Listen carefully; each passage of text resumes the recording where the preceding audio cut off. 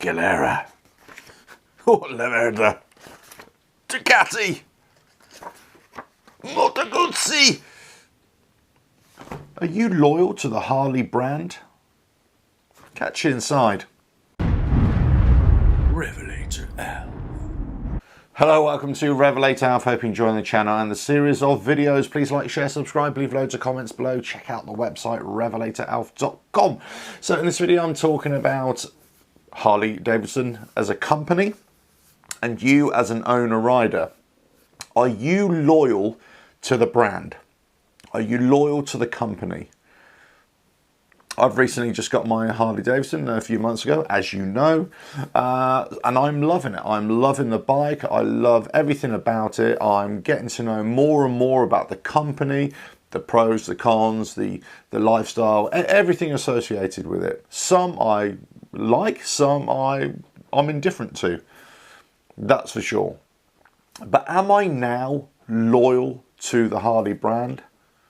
Well, I've got to nail my colours to the mast, as they say, and say absolutely not. I am not loyal to the Harley brand.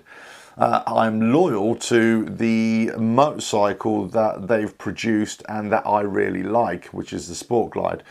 And actually, by extension, the Softail range. I'm loyal to it because I think, for me, it's the first Harley Davidson that they've ever produced that is a true riding motorcycle that you can flip into the bends. Great engine performance, it's smooth, which really helps with my sort of long distance adventures, as you know. So from that point of view, I would be loyal to it.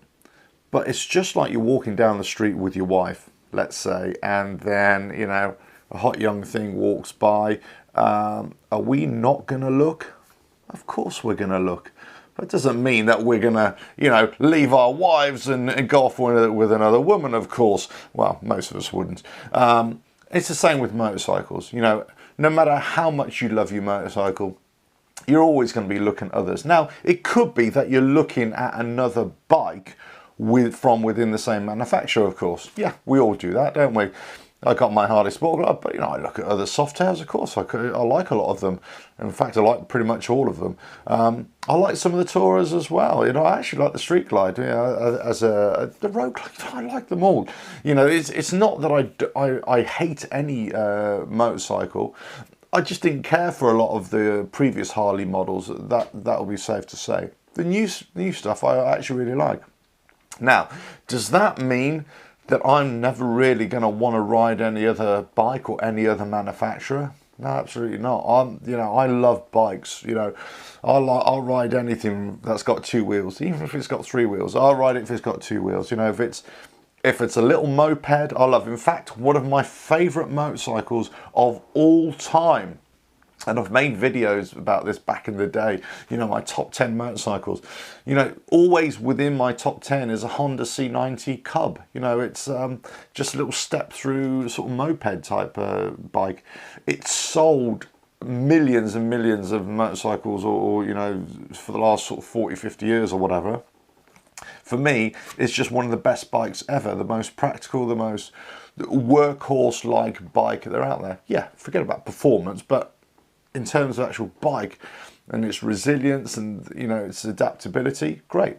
One of my favourite bikes of all time, again, was a Harley XLCR. Love that bike. Even when I didn't really like Harleys and I had nothing to do with Harleys, I always loved that bike. I loved a Suzuki GSX Katana, you know, 1100 from back in the day. You know, Suzuki GS750, GS, you know, 1000, you know, Z1000 from Kawasaki's. You know, I love lots of different bikes.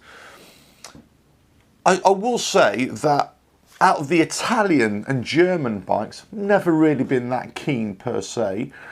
I love British bikes. I've had a couple of Triumphs from, you know, some back in the day. I love some of the older stuff. Some of the new stuff I think is a bit generic, but, you know, I love that. At the Italian manufacturers, the ones I've really always liked are the Moto Guzzis.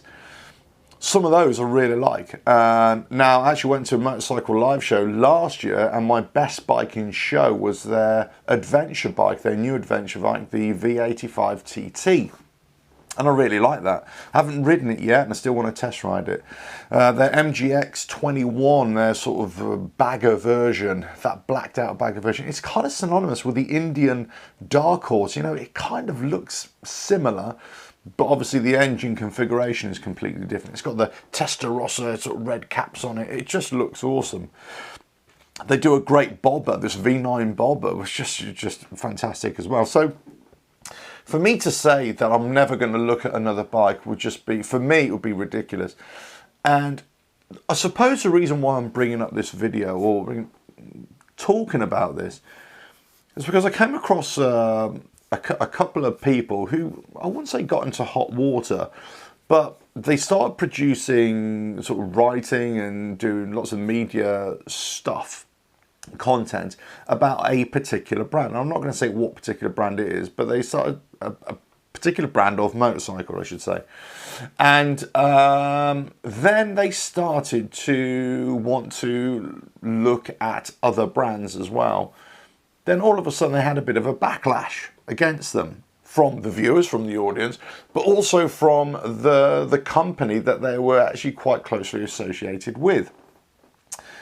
Now, you know, I'm sure it's all worked out. There's no issues at all. But I think, you know, it's this brand loyalty. And I think years ago there was brand loyalty. And I think, you know, this goes hand in hand with the way we as owners, as riders, believe that a company is treating us, how they regard us. Now, you could say that, you know, a company will always value its customers. Well, I think we'd like to think that. I just don't think that ever happens anymore.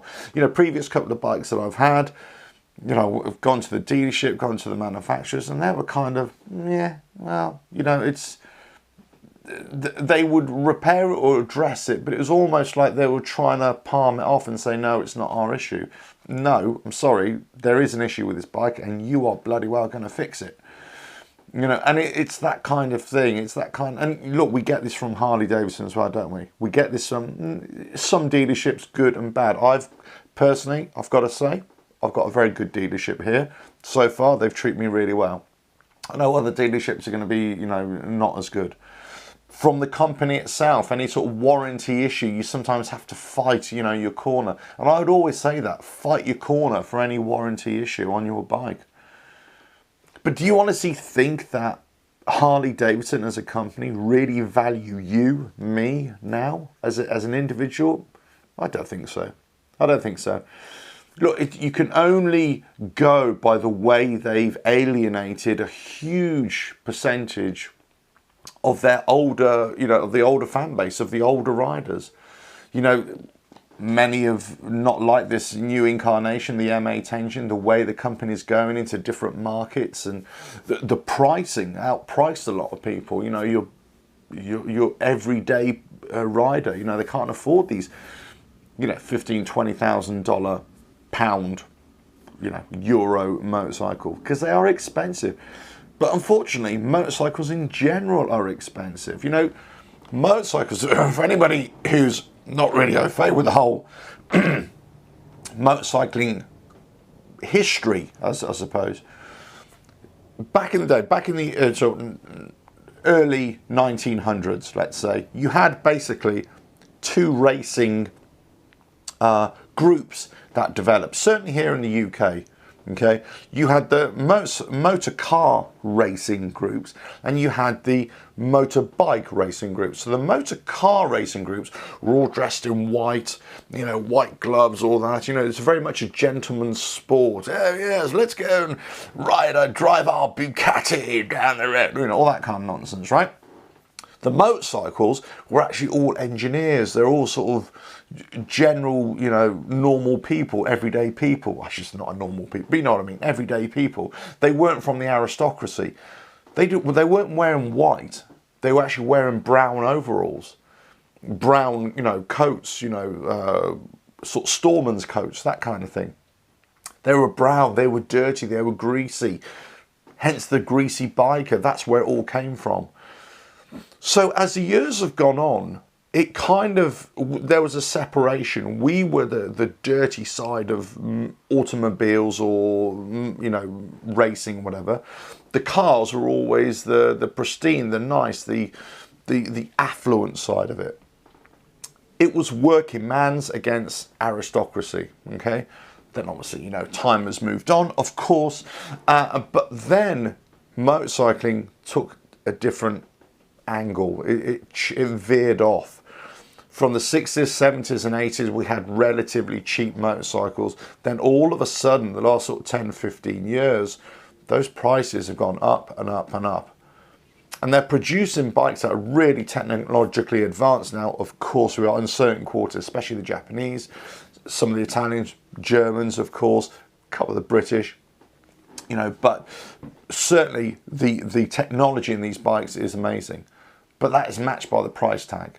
So we can't just say that Harley Davidsons have got really expensive, because actually all motorcycles have got expensive, especially the ones at the upper end, the performance style. We're talking ridiculous money, for 20, 30, 40,000 pounds for a motorcycle, even more for those top of the range ones. I can't afford that. Can you afford that? No, nobody can afford that. So what they're appealing to are different types of riders, more affluent riders, maybe riders who haven't really come from this nuts and bolts, this grease, this kind of earthy connection with motorcycling. They're coming with they're attracting that car sector, that affluent sector. And that's what's kind of happening. And that's been happening for a few years now, or a number of years now, I should say. The brand, the company doesn't really care about you as an individual. I personally don't think. I think they're looking at statistics. They're looking at, their market share. They're looking at profit and loss, which is absolutely right. Of course they should, because they're a business, of course. But I think the Russians had an expression. If you look forward with one eye, looking backwards, then you're blind in one eye. But if you look forward without looking backwards at all, then you're blind in both eyes. Words to that effect. Put it in the comments if I got that wrong, but you know what I mean. Essentially, if they're just looking to the forward to evolve all the time and ignoring their past clientele, their customer base, the ones that have been Harley proud and loyal to the brand and help develop the brand, they're on a real sticky wicket. They really are. They're going to get themselves into serious trouble here. The live wire it's been a bit of a PR disaster, let's face it. They're pinning a lot of hope on this new engine, this 1250cc liquid-cooled engine in the Pan American, the Street Fighter, and then obviously in the low rider custom, or whatever it's going to be called. There are potentially patents coming out for a new engine that will supersede the M8 engine as well. Whether that ever comes into production, who knows? But it's out there, and that's going to be a liquid cooled. They have to move into this market. They have to evolve. I've always said that. But you cannot just evolve and ignore the clientele. You cannot treat people with that and expect them to be loyal to you as a brand. Now, some people, and I know some of you, will be loyal to the brand. I can't say that I'm actually will. And if that disappoints people, I'm afraid that's the way it is. I will always ride the bike that I really want. Now, can I honestly say that I am looking at any other bikes? No, I'm not. Because I love my Sport Glide so much. I love this Harley bike so much. And it just impresses me every day. But I can't talk about the future. I can't say what I'm going to be wanting to ride in the future. Now, will that stop me going to want to ride other motorcycles or go and test ride other motorcycles? Maybe even produce review videos for you guys? Absolutely not. In fact, I think it's healthy for me and for this channel, but also for you guys, to be able to see other motorcycles and to be able to get a review, a perspective on another motorcycle, especially if I, as a Harley rider, can compare and contrast. And that would be my take on any future reviews, to compare and contrast what Harley does and what this bike does. especially if you've got a bike within the sort of same mold, you know, the cruiser type, the performance cruiser type. Every bike is different, and every market is different, and every body is different in terms of what they prefer and what they don't prefer. But I think, you know, having a look at one particular bike, whilst it may suit you, it may not be the right decision. It's almost like you've got the blinkers on to any other bike out there, any other new development, new technology that actually might just be better than your own bike. It's simple as that. Now, a case in point here, if we're going to talk about Harley Davidsons and, you know, the cruiser, performance cruiser bike, Indian have started to increase their market share.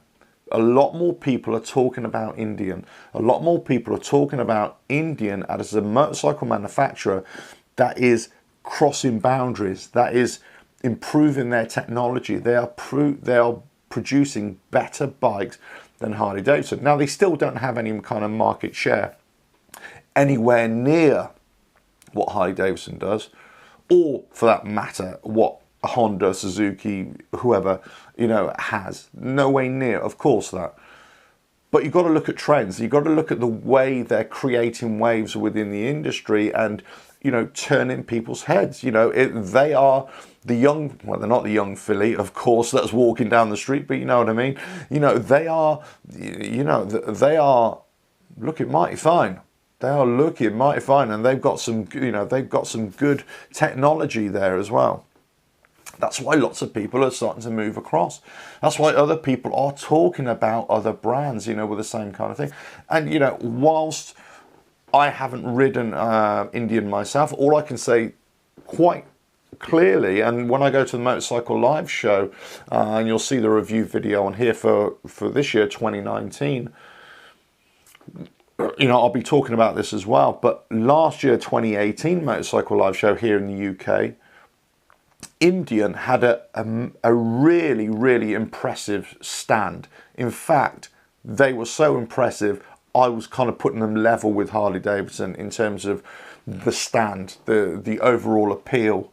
Yeah, so the Japanese ones and some of the British ones were pretty good, but I think in terms of the tops, in my opinion, were Indian, Harley, Triumph, and Norton had a good stand as well.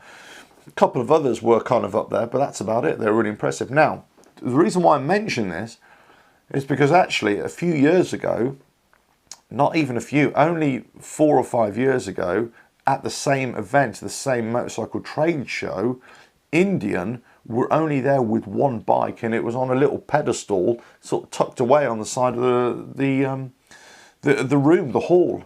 You know, Victory was still actually had a half decent stand there that year, and actually the subsequent years until they, you know, Polaris pulled the plug on them.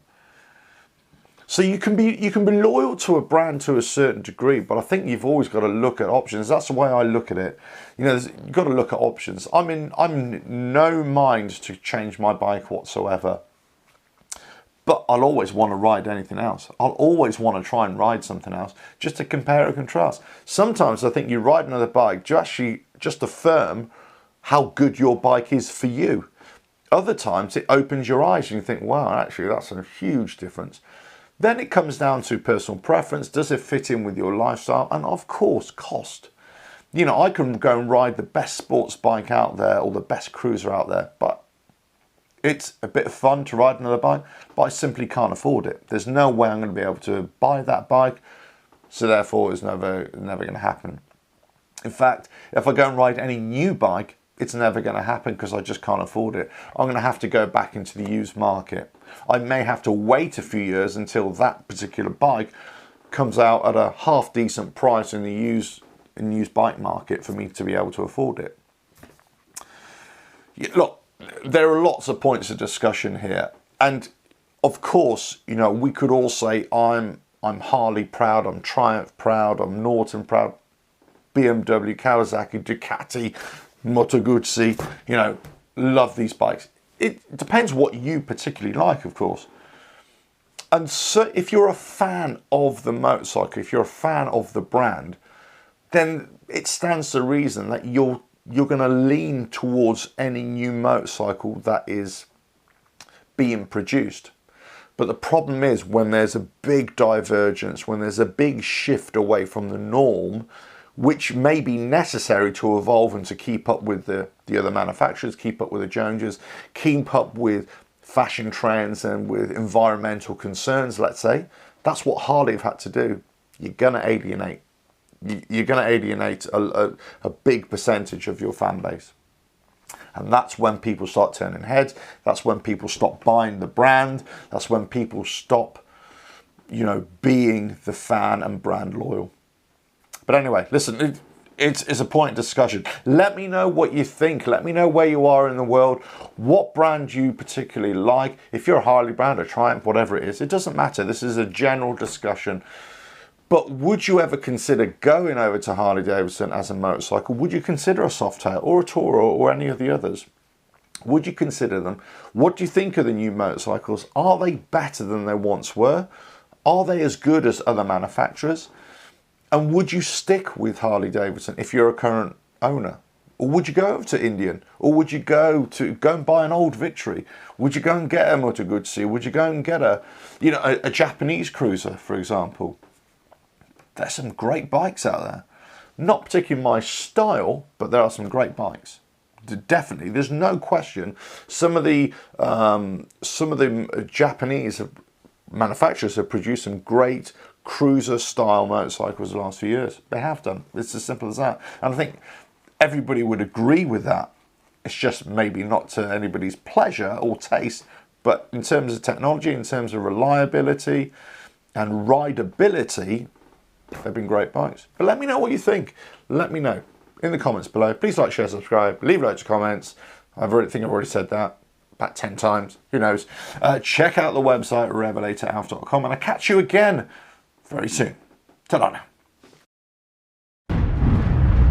RevelatorAlf.